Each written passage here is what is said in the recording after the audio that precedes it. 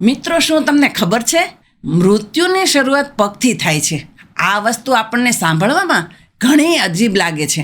આપણા આયુર્વેદની અંદર પણ ઓલ્ડ એજને વાત દોષનો સમય માનવામાં આવ્યો છે, જ્યાં શરીરમાં સુખાપણું, અકળતા અને શરીરમાં ખેંચાણ વધે છે. એટલે ત્યારે પગ નબળા પડે છે. એ સમયમાં ફક્ત હરવું ફરવું જ મુશ્કેલ નથી થતું, જીવનનું બેલેન્સ પણ હલી જાય છે. જો તમે 60 વર્ષની ઉંમરને પાર કરી ચૂક્યા હોય, અથવા તો તમારા મમ્મી પપ્પા આ ઉંમરમાં હોય, તે લોકોને જો રાત્રે અથવા તો હલનચલન કર્યા પછી પગમાં ખેંચાણ અથવા તો પગ અકળાઈ જતા હોય, તો આ એક વોર્નિંગ સિગ્નલ હોઈ શકે છે. આ ખેંચાણ તમારા માંસપેશીઓની નબળાઈ નહીં, પરંતુ શરીરમાં ચાલી રહેલી કોઈ મોટી તકલીફનું સિગ્નલ પણ હોઈ શકે છે. આજના વિડીયોમાં આપણે વાત કરીશું શા માટે સિનિયર સિટીઝન એટલે કે મોટી ઉંમરના વ્યક્તિઓમાં માંસપેશીઓમાં ખેંચાણ વધતું જાય છે, અને આ ખેંચાણને કંટ્રોલ કરવા માટે આપણે શું વસ્તુ કરી શકીએ છીએ. અને સૌથી મહત્વની વાત, આપણે એવા 3 ખોરાક વિશે પણ વાત કરીશું જે માંસપેશીઓના ખેંચાણને દૂર કરવામાં અને તમારા પગની મજબૂતાઈને વધારવા માટે તમે ખાઈ શકો છો. મિત્રો, આ વિડીયો એવા બધા લોકો માટે છે કે જે લોકો પોતાના માતા પિતા માટે, અથવા તો પોતાના દાદા દાદી માટે, અથવા તો પોતે જ પોતાના સ્વાસ્થ્યને લઈને ચિંતા કરે છે. એટલે આ વિડીયોને પૂરો અંત સુધી ધ્યાન રાખીને જોજો, જેના પરિણામે તમને બધી વાત સરખી રીતે સમજમાં આવી શકે અને તમે સાચી રીતે આ ખોરાકને તમારા જીવનમાં સામેલ કરી શકો અને પગમાં થતા ખેંચાણને દૂર કરીને તમારા પગની નબળાઈને પણ ઘટાડી શકો છો. મિત્રો, મારી આજની વાતો સાંભળીને તમને એવું લાગતું હશે કે એક સામાન્ય રીતે પગમાં થતા માંસપેશીઓમાં ખેંચાણ અને મોતની વચ્ચે સીધું શું કનેક્શન? તો અહીં હું તમને એક વાતની ચોખવટ કરવા માંગીશ. પગમાં થતા ખેંચાણ પોતાની રીતે જ જાન લેવા નથી હોતા, પરંતુ આ એક વોર્નિંગ આપતું સિગ્નલ જરૂર હોઈ શકે છે. એ તમારા શરીરમાં કોઈક વસ્તુની કમી અથવા તો કોઈક વસ્તુનું બેલેન્સ બગડતું હોય, તે વસ્તુ દેખાડવા માટે તમને પગમાં ખેંચાણ દ્વારા તે વસ્તુનું શરીર સંકેત આપતું હોય.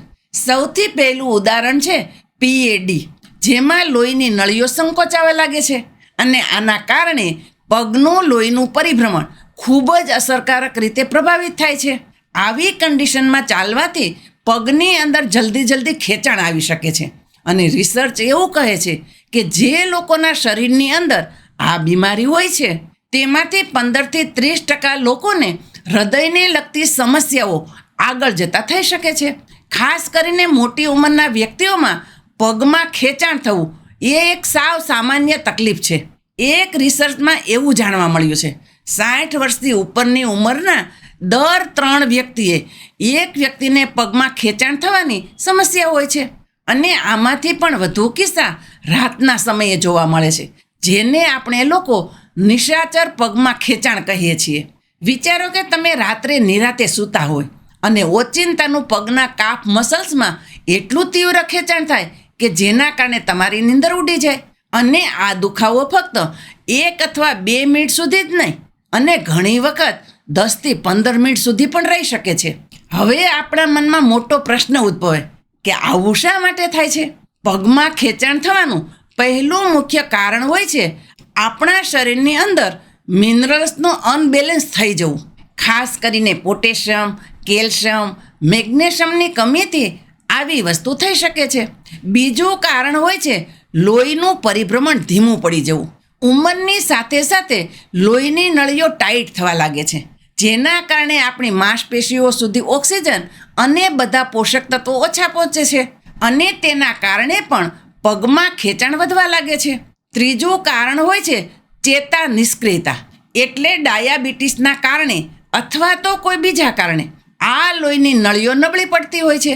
તેવા લોકોમાં આ પગની માંસપેશીઓમાં ખેંચાણ સામાન્ય રીતે જોવા મળતું હોય છે.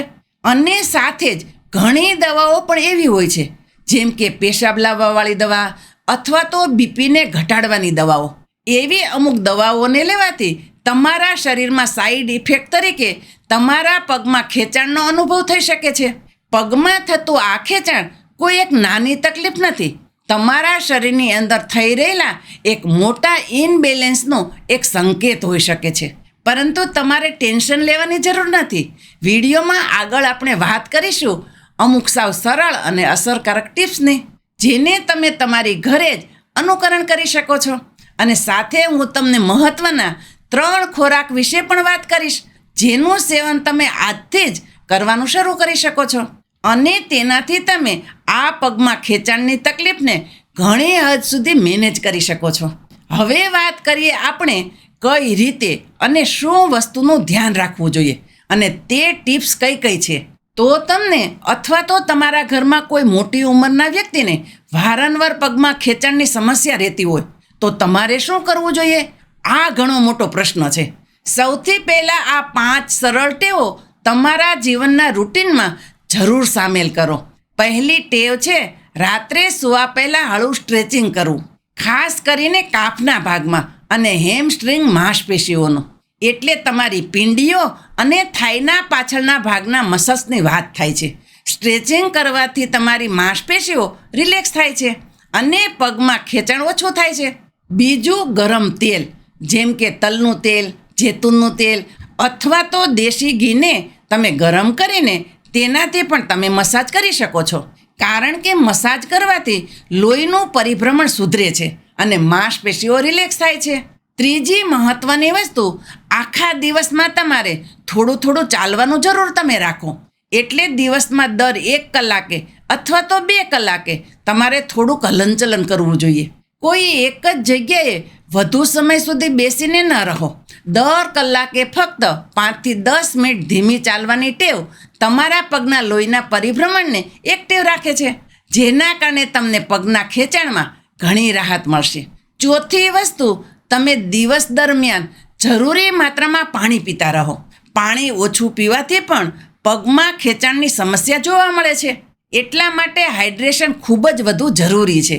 અને છેલ્લે, જો તમે કોઈ પણ દવા રેગ્યુલર ખાવ છો, ખાસ કરીને બીપીની દવા અથવા કોલેસ્ટ્રોલની અથવા તો પેશાબ લાવવાની દવા ખાતા હોય તો તમારા ડૉક્ટરને એક વખત તમારે જરૂર પૂછવું જોઈએ, શું તમને પગમાં આ ખેંચાણ આ દવાઓની સાઈડ ઇફેક્ટ તો નથી ને? અને જો દવાઓની સાઈડ ઇફેક્ટ હોય તો તમે તમારા ડૉક્ટર સાથે વાત કરીને તમારી દવાઓમાં સુધારો પણ કરાવી શકો છો. અને હા, પગમાં ખેંચાણ થવું ઘણી વખત સિરિયસ તકલીફની નિશાની પણ હોઈ શકે છે, જેમ કે નસોનું ડેમેજ થવું અથવા તો લોહીનું પરિભ્રમણ ઠીક રીતે ન થતું હોય. આ એના પણ સંકેત હોઈ શકે છે. એટલે આવા કિસ્સામાં જો તમને વધુ ખેંચાણની તકલીફ જોવા મળતી હોય અથવા તો દરરોજ પગમાં ખેંચાણ થવા લાગે તો તમારે ખાસ કરીને ડૉક્ટરને મળીને આ વસ્તુ વિશે ચર્ચા કરવી જોઈએ. અને તમારા શરીરનું ચેકઅપ કરાવવું પણ એટલું જ જરૂરી છે. ચાલો હવે વાત કરીએ વિડીયોના ખૂબ જ મહત્ત્વના ભાગ વિશે. 3 એવા ખોરાક કે જે સિનિયર સિટીઝન લોકોના પગના ખેંચાણની તકલીફને કુદરતી રીતે ઘટાડે છે અને પગની તાકાતને ફરી પાછું લાવે છે. તો સૌથી પહેલી વસ્તુ છે કેળા અને કિસમિસ. કેળા પોટેશિયમનો ખૂબ જ સારો સ્ત્રોત છે, જે માંસપેશીઓના ખેંચાણને ઘટાડવાનું કાર્ય કરે છે. કિસમિસની અંદર મેગ્નેશિયમ અને આયરન હોય છે, જે લોહીનું પરિભ્રમણ અને માંસપેશીઓના રિલેક્શન માટે ખૂબ જ જરૂરી છે. તો દરરોજ સવારે ઉઠ્યા પછી તમારે 1 કેળું લઈ લેવાનું છે અને તેની સાથે તમારે આખી રાત પલાળેલી 4 થી 5 કિસમિસ લેવાની છે. અને આ કિસમિસમાંથી બીજ કાઢીને કિસમિસને ખાઈ જાઓ. આ કેળું અને કિસમિસનું કોમ્બિનેશન ખાવાથી તમને ઘણો ફાયદો મળશે. મેં તમને જેટલું માપ કહ્યું કે 1 કેળું અને 4-5 કિસમિસ આ ડાયાબિટીસના પેશન્ટ માટે આટલો ખોરાક સેફ હોય છે. છતાં પણ જો તમને ડાયાબિટીસની તકલીફ હોય તો આ બંને વસ્તુ ખાતા પહેલાં તમારા ડાયાબિટીસના ડૉક્ટરને એક વખત પૂછી લેવું જરૂરી છે. અને ઘણા કિસ્સામાં એવું જોવા મળ્યું છે કે આ બંને વસ્તુનું કોમ્બિનેશન ખાવાથી શુગરની માત્રા વધતી હોય. બીજી વસ્તુ આવે છે તલ. મિત્રો, તલ એક સાવ નાની વસ્તુ છે પરંતુ તાકાતમાં ખૂબ જ પાવરફુલ છે. તલની અંદર કુદરતી રીતે મેગ્નેશિયમ અને કેલ્શિયમ હોય છે અને આ બંને પોષક તત્વો ખેંચાણને ઘટાડવા માટે જરૂરી હોય છે. તમારે 1 થી 2 ચમચી તલને હળવા શેકી લેવાના છે અને દૂધની અંદર પકાવીને અથવા તો આની ચટણી બનાવીને અથવા તો રોટલીના લોટમાં મિક્સ કરીને પણ તમે આનો ઉપયોગ કરી શકો છો. આયુર્વેદમાં એવું કહેવામાં આવે છે કે તલ વાત દોષને કંટ્રોલ કરે છે અને સાંધાઓ અને માંસપેશીઓને મજબૂત કરે છે. તલની તાસીર ગરમ હોય છે, એટલા માટે આનું શિયાળાની ઋતુમાં સેવન કરવું વધુ સારું છે. અને ગરમીની સિઝનમાં આનું સેવન કરવાથી તમારે દૂર રહેવું જોઈએ. અને ત્રીજી વસ્તુ છે હળદરવાળું દૂધ. રાત્રે સૂતા પહેલાં 1 ગ્લાસ ગરમ દૂધમાં હળદર અને થોડાક કાળા મરી નાખીને તમારે આનું સેવન કરવાનું છે.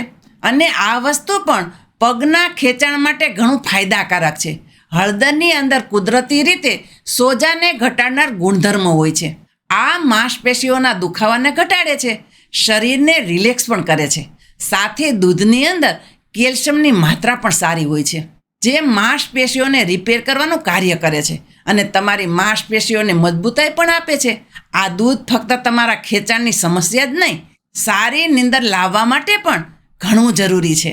કારણ કે સારી નીંદર પણ તમારા માંસપેશીઓના ખેંચાણને ઘટાડવા માટે જરૂરી હોય છે અને તમારા શરીરને રિલેક્સ કરે છે. જ્યારે તમે આ ડ્રિંકનું સેવન કરશો ત્યારે તમને નીંદર પણ સારી આવશે અને તમારું આખું સ્વાસ્થ્ય આનાથી સુધરશે. તો મિત્રો, આ ત્રણેય ખોરાકને તમારા અથવા તો તમારા માતા પિતાના રોજિંદા ખોરાકમાં સામેલ કરો અને તમને માંસપેશીઓના ખેંચાણમાં ઘણી રાહતનો અનુભવ થશે. હવે ભવિષ્યના સમયમાં જ્યારે તમને અથવા તો તમારા મમ્મી પપ્પાના પગમાં ખેંચાણની કોઈ સમસ્યા આવે તો તે વસ્તુને ફક્ત દુખાવો સમજીને તેની અવગણના તમે ન કરતા. આ એક કુદરતી સિગ્નલ હોઈ શકે છે અને તમારા શરીરને હાઇડ્રેશનની જરૂર છે તેવો ઇશારો કરતું હોય, શરીરને થોડુંક હલનચલન જોતું હોય અથવા તો અમુક પોષક તત્વોની કમી હોય તેવું દર્શાવતું હોય છે. અને તમારી કરેલી એક નાનકડી મદદ કોઈ મોટી ઉંમરના વ્યક્તિને ઘણી ફાયદાકારક સાબિત થાય છે.